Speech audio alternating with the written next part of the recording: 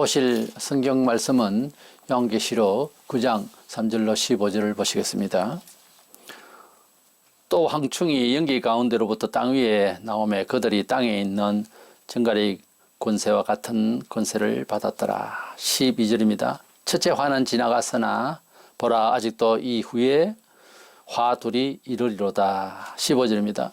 네 천사가 놓였으니 그들은 그 연 월 일시에 이르러 사람 3분의 1을 죽이기로 준비된 자들이더라. 아멘. 요한계시록은 서론이 1장에서 5장까지고요. 또 말세 되어질 일에 대한 환상과 예언의 말씀 6장에서 18장까지 있습니다. 6장에서 18장까지의 본론의 마지막 말세에 대한 예언을 요약하자면은 7도장을 찍은 두루마리 책에서 인을 도장 찍힌 곳을 열 때마다 여러 재앙이 나오는데 첫째 재앙은 조금 이제 소극적으로 보입니다. 그래서 아는 사람은 알게 될 건데 계시록 6장에 백말탄자가 나오는데 많은 사람들이 기독교의 복음 역사나 예수로 생각하지만은 뒤에 흘러나오는 연출되는 내용과 연결을 해서 대략 계시록 전체의 예언적인 역할을 보면 이 계시록의 특징적인 입장에서 볼 때에 저그리스도 출전으로 보는 것이 옳습니다.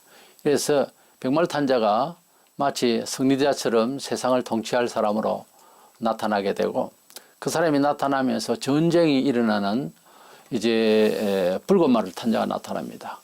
그러다 보니까 여러 가지 경제 활동이 어려워지고 인플레가 되고 매우 어려워지는 물건값이 아주 비싸서 살기가 정말 어려운 그런 흑말탄자가 이제 나타나죠. 그 다음에 그렇게 되니까 여러 가지 병도 생기고 상황이 말이 아닙니다. 많은 사람들이 죽음을 당하는 그런 여러모로 그래서 정황색 말이 나옵니다. 그런 차에 요한이 보니까 천국에서 순교자들이 제단 아래에서 어서 속히 악을 심판하시고 우리의 한을 언제 풀어주실 것이냐 이런 기도를 올리는 내용이 나옵니다. 이것은 영적으로는 우리 성도들이 바짝 긴장을 하고 기도를 엄청 열심히 하는 그런 계절이 올 것입니다. 그 다음에 이제 다섯 번째 그렇게 인장이 지나고 난 뒤에 여섯 번째는 지진이 일어나고 전체 이제 1월 성전에 변화가 옵니다. 이런 상황이 벌어지죠. 그까지가 6장에서 거의 다 나옵니다. 그리고 7번째 인을 떼실 때에 거기에 7명의 천사가 나팔을 불렸고 준비를 하고 있는 모습이 나타났어요. 그래서 그 나팔 재앙으로서 이제 이 세상이 끝이 날 것인데 첫째, 둘째, 셋째, 넷째 나팔 재앙을 우리가 8장에서 보았습니다. 먼저는 땅에 피 섞인 우박 그리고 식물들의 3분의 1이 이제 깨어지고 죽고 그런 파멸이 옵니다. 그 다음에는 이제 바다를 치시는데 바다의 생물이 3분의 1이 죽고 이제 배들의 3분의 1이 깨어지는 이런 일이 생깁니다. 이제 육지와 바다와 그 다음 하나님께서 물을 치시니까 생수에 3분의 1이 써서 못 먹는 먹고 죽는 경우가 발생을 합니다. 네 번째 나팔 천사가 나팔을 부니까 해와 달과 별과 별들이 3분의 1씩 어두워진다. 그러니까 밝기가 3분의 1이 줄어드는 그런 상황이 되고 달빛이 핏빛으로 변하는 그런 상황이 벌어지게 됩니다. 전체까지 이렇게 변화가 있게 되니까 삶의 어떤 희망이 상실되는 그런 상황에 가죠. 그랬을 때 이제 종교 심리적으로 생각하나 또 인간의 그 내면에 있는 마지막 그 남은 반성의 기미를 보면 회개를 해야 되는데 안 한단 말이에요. 우리가 멀쩡한 사람 보고 당신은 죄인이요. 예수 안 믿으면 지옥 갑니다. 이러면 덤덤하게 들립니다. 근데 그건 사실인데도 너무나 누적된 죄성 때문에 본인 자신이 둔감해서 그렇지 그건 사실이에요. 흥분을 해야 된다고. 하나님 말씀을 들을 때에 감동이 있기를 원합니다. 우리의 마음이 둔해서 감동되지 않는 것이 죄가 돼요. 그래서 하나님 말씀이 무슨 말씀을 주시든지 성도가 된 이후에도 늘 감화가 되려면 하나님 말씀을 직접 지금 계시하는 음성같이 그렇게 들을 줄 알아야 됩니다. 오늘 그래서 7 나팔 중에서 4 나팔이 지나가고 5, 6, 7 이제 3 나팔 재앙이 남아 있거든요. 그 중에서 우리가 8장 14절에 보면 이르되 땅에 사는 자들에게 화가 있으리니 같은 재앙들이지만은 이 화라고 하는 단어는 사망자를 위해서 가족이 죽었을 때 곡하는 소리입니다. 그래서 그만큼 절박하게 울 수밖에 없는 이제 너무 통곡하고 너무 괴로울 수밖에 없는 그런 화를 받게 되는데 5째, 6째, 7째 이 나팔 재앙이 남았다. 그렇게 8장에서 예고를 했습니다. 오늘은 그래서 이 9장에는 5째, 6번째의 화가 그러니까 첫째 화, 둘째 화 이 나팔 재앙을 살피고자 합니다. 먼저는 5번째 나팔 재앙에는 황충이가 탓살다가 사람을 괴롭히는 아주 전 세계적으로 황충이 재앙이 옵니다. 황충이는 메뚜기라고도 번역을 했기 때문에 메뚜기과에는 수십 종이 있습니다. 그 중에서 이제 황충이 모양들이 다 달라요. 꽃들도 국화과지만 여러 국화꽃이 있잖아요. 이래서 종류별이 있습니다. 그래서 황충이라고 이제 번역이 되어 있습니다만은 다른 데는 또 메뚜기라고도 되어 있고요. 대략 그렇게 메뚜기 모양을 상상하시기 바랍니다. 이것이 이제 하늘에서 떨어진 어떤 별이라고 되어 있는데 이것은 계시록 20장 1절에도 나오는 하나님의 그 심판의 섭리에 동원되는 한 천사인데 막중한 천사죠. 그래서 검사나 판사처럼 그렇게 귀중한 천사가 무적행의 열쇠를 받았다 그랬는데 이 사탄이 거하는 무적행의 열쇠를 받았다. 그러니까 지옥 세력까지 이제 하나님의 이름으로 관리를 하게 되는 그런 천사가 그것을 여니까 그 어두운 데 시커먼 그런 그 연기가 올라오면서 이 황충이가 메뚜기가 생긴 것이 같이 생긴 것이 이제 나오는데 풀이라든지 자연을 해치는 것이 아니라 불신자들을 총공격하는 갈수록 심화되는 하나님의 심판의 이 재앙은 신자에게 오는 것이 아닙니다. 신자는 적그리스도로부터 핍박을 받는 사상적 핍박이고요. 근데 여기 황충이를 뭐 잘못된 사상이네 어쩌네 이렇게 영적으로 자꾸 풀면은 뭐 자연의 파괴로 갔다가 자연의 파괴해서 사람 파괴로 갔다가 사상 파괴로 갔다가 자꾸 이렇게 혼란스럽게 생각하면 안 됩니다. 성경이 영적으로 해석할 일이 있고 문자적으로 해석할 일이 있는데 말세에 되어질 이 우주의 파괴는 이미 다른 성경에도 문자대로 이 자연이 파괴가 될 것을 자연이 파괴된다고 하는 건 사람이 살 수가 없는 거예요. 그게 우회해서 심판하는 거죠. 그때 회개를 해야 된다고. 자연이라고 하는 것이요. 검은 색깔이 흰 색깔도 될 수 있어요. 하나님께서 만드시면. 그때도 그걸 믿으면 그렇게 될 수가 있어요. 그런데 하나님께서 자연을 파괴하면서 못 살게 정말 하실 때에 그런 재앙을 받을 때에 우리에게 못 살게 굴자는 것이 아니라 그야말로 정말로 사람이 회개하도록 한다는 거죠. 우리가 삶을 살아가는데 어떤 난관이 부딪히고 평범한 일이 평범하지 못하고 어려워질 때 회개하라는 것이지 뭐 하나님께서 뭐 성격이 안 좋아서 어떻게 어떤 사람들처럼 낭패를 당하게 하는 이런 악한 생각을 가지면 안 된다고요. 하나님 그렇게 한다는 것보다 하나님께서 우리에게 더 잘 되게 하시려고 건강도 치시고 환경도 치시고 어렵게 하실 수도 있는 거예요. 말세에 되어질 일도 그렇게 읽어야 될 것입니다. 어쨌든 5개월 동안 불신자들이 큰 고통을 받을 거예요. 이것은 죄에 대한 재앙이기 때문에 성도들이 받을 고통은 아닙니다. 이래서 이 황충이가 이런 큰 재앙을 이제 나리는데 사실은 이 메뚜기의 재앙이 성경에도 여러 군데 말씀이 있고 또 실질적으로 애굽에서도 그런 재앙이 있었고 지금도 유튜브에 들어가면은 우리나라에도 그런 재앙이 있었어요. 이 메뚜기가 수억만 마리가 날아다니면서 집 안이고 밖이고 농작이고 참 뭐 이렇게 침범하면 감당을 못합니다. 갑자기 날아다닐 때 그걸 쓸어내기도 어려워져요. 굉장히 고통스럽습니다. 이것이 아주 무서운 그런 재앙이에요. 황충이 모양에 대해서 7절에서 10절에 나타났는데 구약 시대 때 애굽에서 나타났던 메뚜기 재앙, 뭐 근대사에도 많은 최근에도 메뚜기 재앙이 한 번씩 나타나는데 이곳저곳에서 그것은 그냥 메뚜기지만은 말세에 나타날 이 메뚜기는 마귀의 영을 받아가지고서 움직이는 짐승도 악령을 받으면 짐승이 사람을 죽이는 이런 현상이 앞으로 나타날 거예요. 그래서 악한 영이 움직이게 되면은 짐승도 말을 하거나 짐승도 악해지거나 짐승도 선해지거나 별일을 다 해요. 하나님께서 역사하시면. 그래서 말세에 나타날 이 메뚜기 재앙은 악한 영을 받아서 사탄의 영을 받아서 움직이기 때문에 불가항적이고 당할 수밖에 없는 그 이제 5개월 동안인데 엄청난 고통이 올 거예요. 그래서 너무 고통스러워서 물고 들어오고 막 온 집을 그래서 죽고 싶어서 너무 아파서 물어서 그래서 자살을 하려고 해도 자살이 피합니다. 사람이 자살하고 싶을 때 자살하게 되면 자살의 영이 온 거예요. 마귀가 왔다고 말해요. 그러나 자살을 하려고 해도 자살이 안 되는 것이 원칙이에요. 그것이 하나님의 은혜입니다.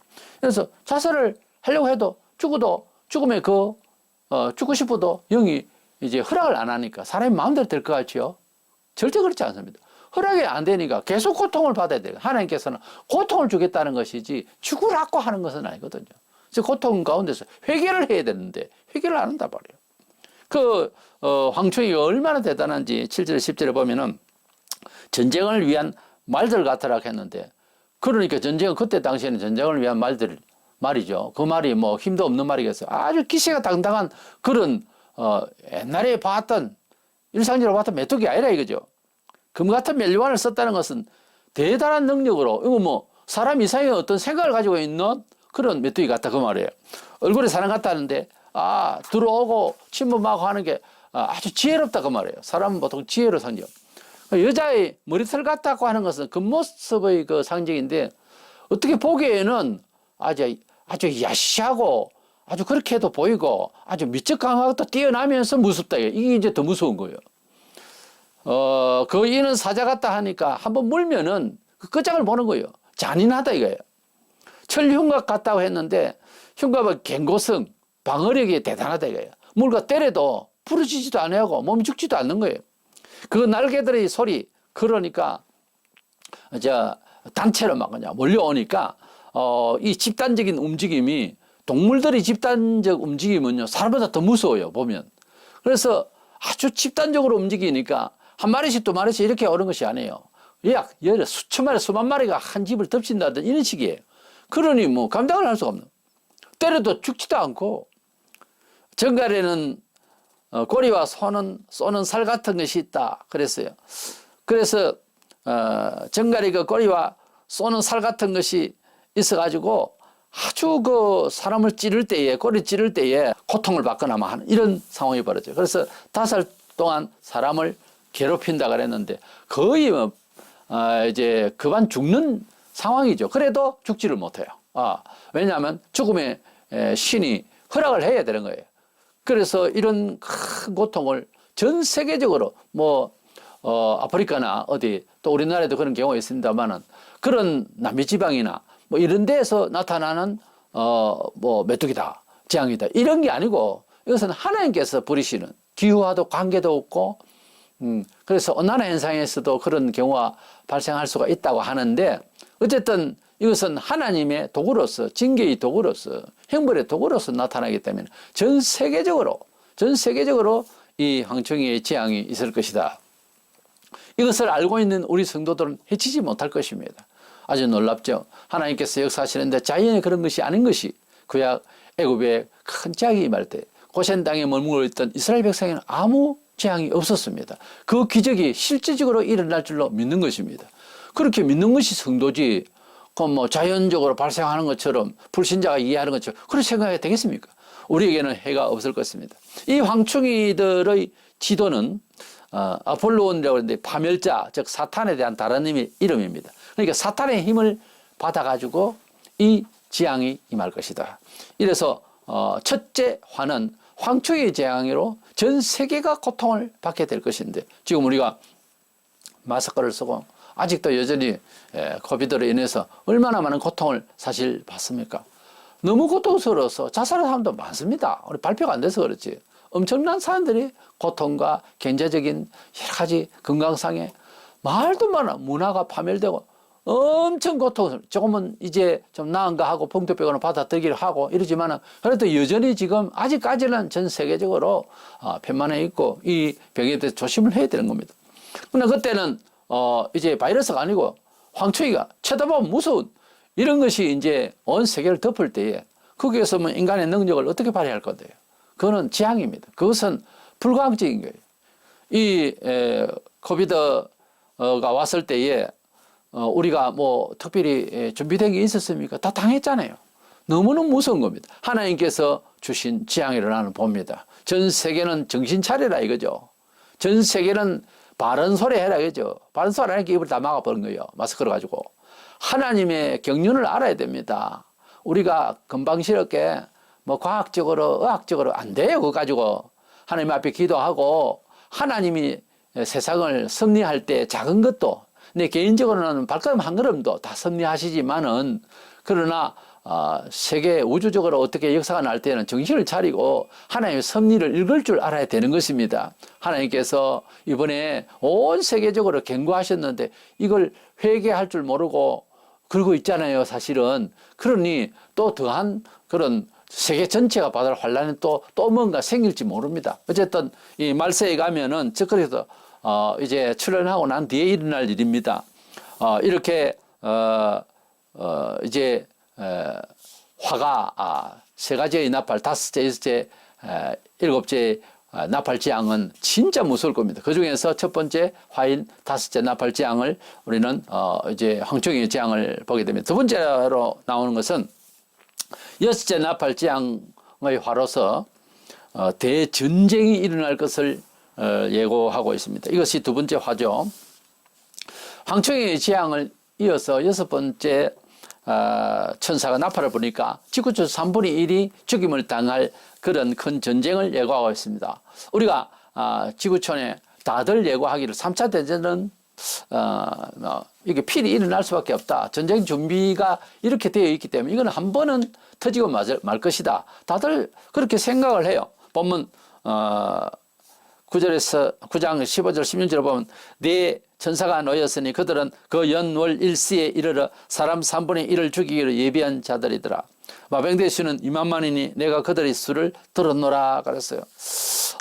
이 전쟁이 유브라데에서 일어날 것인데 구약시대나 또 역사적으로 유브라데는 그 강가 그 주변은 마치 전쟁터처럼 전쟁하기 좋은 그런 위치로 이렇게 역사성을 가지고 있습니다. 어쨌든 세계 대전이 지구촌 중심은 이스라엘 주변에서 일어날 것으로 봅니다만은 어쨌든 큰 전쟁이 일어날 것인데 그것은 가상이 아니고 그 연월일시라고 되어 있기 때문에 이것은 정확한 어떤 날짜에 일어날 확실한 전쟁의 예고를 말하는 것입니다. 이래서 분명히 일어날 마지막 세계 대전으로 볼 것인데 16절에 마병대의 수가 2만만이라고 했습니다. 그때 수효는 2만만이라는 것은 2억을 말해요. 2억의 군대가 대전을 한다. 2억이라 하면은 어느 정도로 해야 될까요? 그럼 뭐 일본과 한국을 합친 그런 인원수를 할까요? 이런 사람의 수가 거기에서 대전쟁을 일으키고 그야말로 그 앞에 많은 사람들이 죽고 했지만은 이렇게 지구촌의 3분의 1이 죽게 되는 이런 큰 대전에서 이 2억의 군대가 모이게 될 것인데 열강들이 다 모여서 치고 하겠지만은 이 원인이 뭘까? 적그리스도에 대한 반항이 아닐까 그렇게 생각을 합니다. 어쨌든 2억의 군대를 말을 하려 하면은 엄청난 나라가 협동을 해야 되는데 중국이 인원이 많으니까 군인수가 많으니까 중국의 군대가 다수를 차지할 것이다 이런 생각을 하는 분들이 많이 있어요. 어쨌든 세계 대전을 통하여서 지구촌 3분의 1이 하나님 죽이시기 전에 3분의 1이 전쟁을 통해서 지금 생각하는 것 같으면 약 25억 정도가 죽는다는 그런 얘기예요. 지금 인원을 치면은 어마어마한 사람이 죽게 될 것인데 자, 이 정도 되면은 웬만한 강심장이라도 뭐 대책이 없을까 하고 하나님을 찾아야 되죠. 안 그래요? 그런데 회개를 안 하는 거예요. 제가 예수 믿고 오늘이 마침내 48년째 되는 날입니다. 만 48년 됩니다. 제일 어긋나는 게 어째서 사람들이 양심적으로 자신이 죄를 졌다고 하는 것을 도덕적 기준이 희미해지고 있어도 이 세계가, 그러나 이 세대에도 잘못을 알아서 회개를 해야 될 것 아닙니까? 회개를 안 한다는 거예요. 오히려 미신을 찾고요. 이건 아니거든요. 이건 하나님이라도 어쩔 수 없는 거예요. 이거는 그렇게 믿으라고 특단의 조치로 한 번밖에 없으신 아들을 희생시키신 그 하나님의 특수한 은혜의 그 사랑을 받아놓고도 회개를 안 한다. 회개만 하면 무조건 용서해요. 무조건 용서하시기로 작정했어요. 하나님이. 얼마나 좋아요. 얼마나. 낙심할 게 아니고 회개를 해야 된다니까. 낙심하고 차분히 살고 도덕적으로 살면 아주 착한 것 같이 똥찬 이상은 사람은 죄인입니다. 아직 회개가 덜 돼서 내가 내내 그러고 있어요. 회개를 정말 해보면 사람이 근본적으로 똥덩어리요. 얼마나 죄인인지 몰라요. 한시라도 기도 안 하면 안 되는 죄인인 줄 알게 된다고. 그러니까 회개가 하나님 앞에 제일 이쁨 받을 수 있는 길이에요. 그 이상은 없다니까요. 돈이고 명예이고 도덕적이고 충성이고 봉사고 그건 뒷전이고요. 하나님 앞에 회개를 해야 된다. 영혼이 하나님 앞에서 치유를 받아야 된다 이 말이에요. 그 조치는 예수 그리스도께서 우리를 위해 영원한 제물이 되셨다고 했기 때문에 주님 잘못됐습니다. 주님을 닮아 살입니다. 용서하소서. 그 말 한마디 하라고. 돈 듭니까? 그게 아니에요. 돈과 감사와 이런 건 따라오는 거지. 표시를 억지로 할 필요도 없어요. 없으면 목사 굶어 죽는데 한번 죽이세요. 그 관계 없다니까요. 하나님 앞에 먼저 회개하라니까요. 그러면 은혜를 받아요. 17절에 말들의 머리는 사자머리 같은 것이 있는데 그 전쟁에 나오는 이 말들의 머리가 사자머리 같다. 이거는 지금의 현대 병기로 치면 탱크 부대가 아닌가 이렇게 봅니다. 18절은 그 입에서 불, 연기, 유황이 나온다. 그때 당시에 뭐 불, 연기, 유황 나오는 기구도 없었어요. 이것은 거의 뭐 핵전쟁이 아닌가 이렇게 보게 되고요. 지구촌은 50회 이상 불바다를 만들 수 있는 그런 핵을 준비하고 전쟁 물자가 이미 준비되어 있어요. 19절에 꼬리에 머리 있다는 말은 이거는 교모한 수작을 부리는 그런 교모한 전쟁을 벌인다는 거죠. 그래서 마지막 때의 전쟁은 여러 가지 이야기를 상상을 할 수 있습니다. 컴퓨터로서 조정도 한다 뭐다. 하여튼 아주 신기한 머리를 써서 전쟁을 우리가 이제 평지에서 활 쏘던 그 시절과는 완전히 다른 그런 전쟁을 치를 겁니다. 1, 2차 대전을 치렀지만 그런 아날로그 시대의 그런 비행기로 쏘고 하는 그런 것을 넘어서서 이제는 전자로서 어떻게 싸울 수 있는 그런 단계에 왔잖아요. AI를 통해서 이런 전쟁을 치를지 모릅니다. 어쨌든 죽는 것은 기정사실이고요. 지구촌에 3분의 1의 사람이 죽습니다. 시편 7장 12절에 보면 사람이 회개하지 않으면 그가 하나님이 그의 칼을 가르치며 심판을 가르치며 준비한다. 그의 활을 이미 당기어 예비하셨도다. 이것은 지구촌을 향한 말씀이기도 하지만 한 개인으로도 그렇게 하나님은 하십니다. 말 안 들으면 매를 딱 준비하신다고. 저는 기억상 3살, 4살 때까지 할아버지가 살아 계셨는데 중학교 때까지 할머니는 살아 계셨고, 근데 할아버지 살아 계실 때에 할아버지가 저희 집은 대나무가 이제 있었어요. 여러 나무를 이렇게 심어 놓으신 할아버지인데 대나무 밭에서 대추미로 가지를 항상 머리맡에 두시고 이제 종아리를 걷어서 매를 맞고 그랬습니다.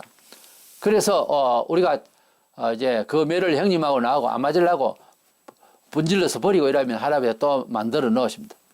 왜 종수 너가 그랬냐 하면 아니요 형님이 그랬어요. 그러면 형님이 동생이 그랬어요. 맨날 미루고 그리고 안 맞으려고 그랬는데 또 갖다 넣습니다. 어떤 때는 2개도 있고 그래요. 매를 준비하시는 할아버지. 잘 때라고 매를 준비하시는 할아버지. 결국 그 매에 맞았다니까요. 우리가 하나님께서 매를 준비하실 때 우리가 잘못한 것을 매를 준비하시는 그 매는 미워서가 아니라 바로 교육하기 위해서 매를 반드시 준비하세요. 칼을 가신다. 그래서 그것을 알고 미리 눈치를 채고 회개하면 그 매가 없어지는 거예요. 어느 날 보니까 매가 또 없을 때가 있었어요. 저도. 하나님 말씀 잘 듣고 하면 매가 잘 없어요. 근데 뭐 잘 못하죠. 서울 또 만드십니다. 내가 그걸 어릴 때 봤거든요.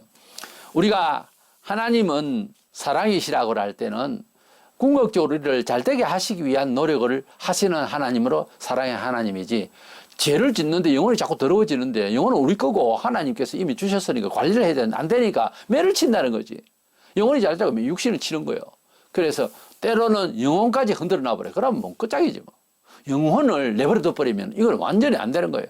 근데 하나님께서 몸을 치시고 환경을 치실 때 영혼이 아프면 살아있는 거예요. 그런데 하나님께 치시는데 영혼은 둔탁해 가지고서 하나님 생각도 없다. 하나님하고 부르짖지도 않는다. 화를 당했는데도 이거 아주 곤란한 거예요. 너무너무 심각한 거예요. 병원에서도 아프다, 어디 아픕니다, 어째서 아팠습니다. 그 말이라도 빨리 하면 어서 빨리 진명을 하고 빨리 이제 진단을 해서 치료를 하죠. 그와 같이 하나님 앞에서 영혼이 먼저 아플 줄 알고 영혼이 먼저 기쁠 줄 알고 영혼이 작동이 잘 되고 있어야 됩니다. 성도는 뭐 잘 살고 못 살고를 떠나서 그것이 먼저 돼 있어야 주님께서 함께 하신 임마누엘 은혜를 받을 수가 있다는 거죠. 뭐 우리가 언제나 잘못할 수밖에 없는 연약한 인간인 것을 우리는 다 고백할 수밖에 없습니다. 그런데 그 영혼이 하도 계속 말을 안 들으면 영혼까지 흔들어버리고 어둡게 해버리면 굉장히 위험해요. 돌아갈 길을 잃어버린다. 제일 사람이 리턴할 때에 돌아갈 길을 잃어버리면 이 막막하잖아요. 그래서 하나님께서 우리에게 치실 때 내 영혼이 먼저 아프고 또 주변에서 또는 가르치는 자가 그 영혼을 다스리고 아플 줄 알아야 돼. 회개해야 된다 하는 말을 들을 줄도 알아야 됩니다. 귀를 열어야 되는 거예요. 막무가내로 살면은 누가 손해인데요. 본인이 멸망을 합니다. 그러지 마시고 우리가 하나님께서 매를 준비하실 때에 미리 눈치채고 회개해버려야 됩니다. 그러면 또 매를 버리십니다. 그런 하나님이십니다. 하나님은 우리를 좋게 하시기 위해서 매를 만드시고 매를 치신다. 그렇게 아시기를 바랍니다. 이런 와중에도 온 세계는 20절, 21절에 보면 회개하지 아니하고 오히려 여러 귀신과 보세요. 또는 보거나 듣거나 다니지 못하는 금, 은, 동, 목석의 우상에게 절하고 또 그 살인과 복술과 음행과 도둑질을 회개하지 않아하더라.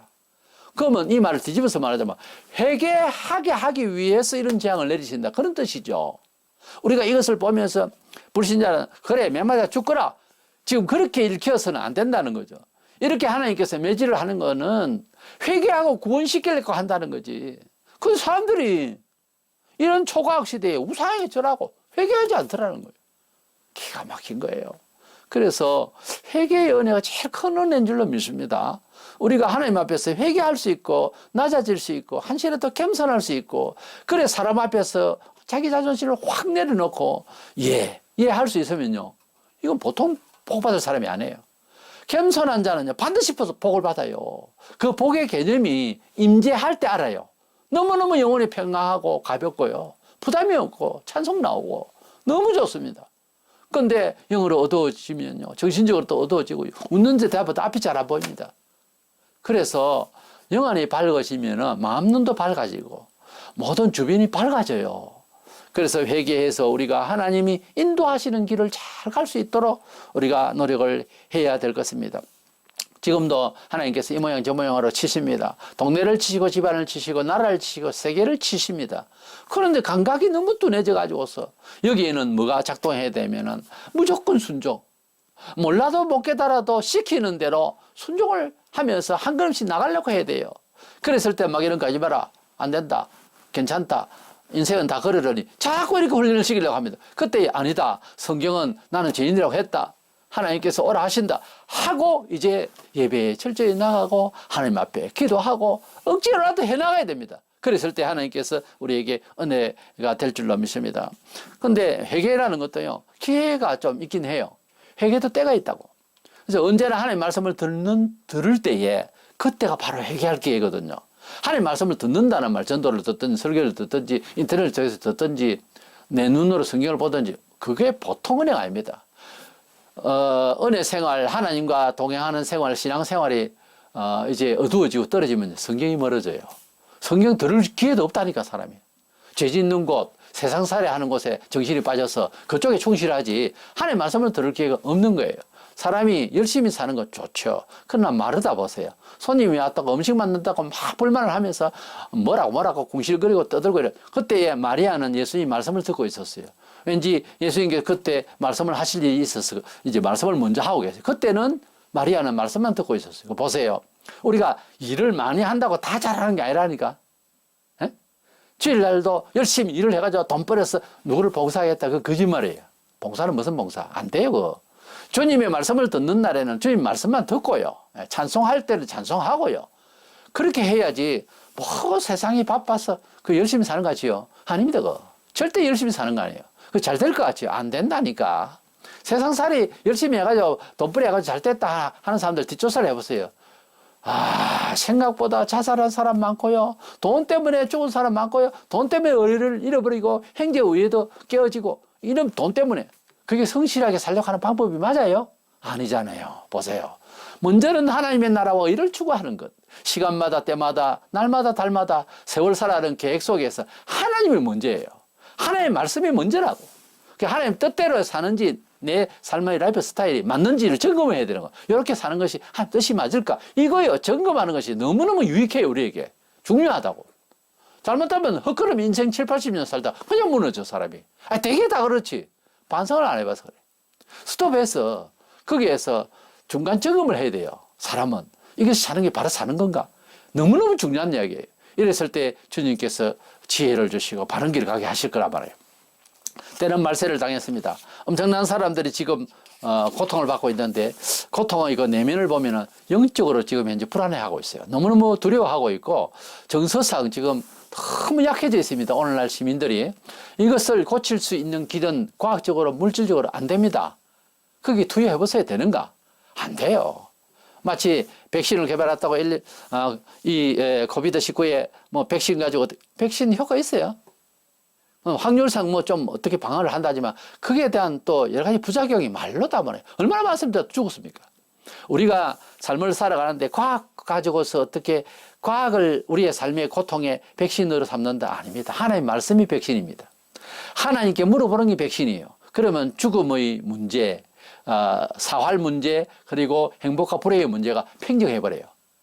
죽어도 좋고 이런 쪽으로 가버리면 이제 아무 이유가 괴로워할 이유가 없죠. 하나님 우리와 함께 하심, 하나님 나라가 나의 영원한 집, 내 분양받은 집 이렇게 생각하면 기쁨이 소생하죠. 그래서 우리의 백신은 믿음입니다. 우리의 백신은 하나님 말씀이에요. 때문에 그쪽으로 가면 처세를 그쪽으로 하고 인생관을 그렇게 바꾸면 좋은 날이 많아집니다. 은혜가 되어요. 그래서 우리는 이 첫째화 황충의 재앙이 반드시 올 겁니다. 그 재앙을 세계가 한번 약간 약하게 받을지 모릅니다. 메뚜기가 온 세계를 덮는 앞으로 나타날 이 무서운 메뚜기 말고 황충이 말고 그렇게 일반 메뚜기라도 온 세계를 한번 덮어보는 얇게는 덮어보는 참 곤란을 당하는 그런 일이 한번 있을 거예요. 틀림없이 하나님께서 주신 마지막 때 일어날 재앙을 한 번씩 비치더라고. 이래서 병을 한번 비춰줬잖아요. 지금 병을 비쳤는데 이런 어떤 무서운 재앙이 비슷한 재앙을 한번 주실 거예요. 그때도 회개를 안 하면 당신 끝장이야. 안 된다 그러면은 제일 좋은 사람이 누구다? 심덕이 착한 사람 물론 좋은 사람이죠. 타고날 때부터 DNA가 부모로부터 좋은 심덕을 가진 사람이 있어요. 그거 가지고 천국 가요? 지옥 갈 때는 지옥은 죄 때문에 가요. 맞죠? 그러니까 그 사람이 죄인이 되게 사회적 윤리로 말하자면 악한 사람이에요. 착하게 했는데 동상까지 세웠는데 악한 자예요.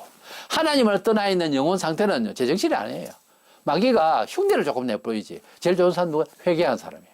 하나님 자랑하고 하나님 찬송하고 뭐 사회적으로 나쁜 일도 있었고 실수도 많고 연약한데도 하나님 찬양하고 하나님 제일주의로 막 살락하고 하나님의 뜻대로 뭘 선택하고 기획하고 제일 하나님이 이뻐하시고 좋은 사람이에요. 말하자면 하나님 편에서 좋은 사람 나쁜 사람 치면 그렇다는 거지. 그래서 예수를 자랑하고 예수를 위해서 살고 헌금하고 협조하고 기도하고 협력하고 시간 내고 제일 좋은 사람. 하나님께서 좋은 사람이 이런 사람이다 하면 그쪽으로 가야죠. 답은 하나님이 사람을 지으셨으니까 사람 평가는 하나님이 하세요. 사람이 중국 사람이 평가하는 거, 일본 사람이 평가하는 거, 러시아 사람, 미국 사람, 독일 사람, 한국 사람 평가하는 게 다 달라요. 사람 평가 가지고서는 옳다 그러다 어떻게 할 수가 없어요. 정확한 꼭지점이 없다고. 그래서 우리 사람에 대한 바른 평가와 역사의 모든 일어나는 일에 대한 바른 평가의 시금석은 하나님의 말씀이에요. 그리고 통치자는 진정한 통치자는 강나라 대통령이 아니고 하나님이세요. 하나님께 물어보자고 뭐든지. 그러면 답이 나와요. 그래서 우리가 오늘 또 일어나는 모든 정세와 세계의 여러 가지 천재 지변의 모든 현상들 앞에서 회개할 줄 알고 우리 하나님 앞에 창조 하나님 앞에 우리가 마음과 몸과 정성과 목숨을 다해서 주의 뜻을 잘 따라가서 승리하는 저와 여러분 되시기를 주의 이름으로 축원합니다.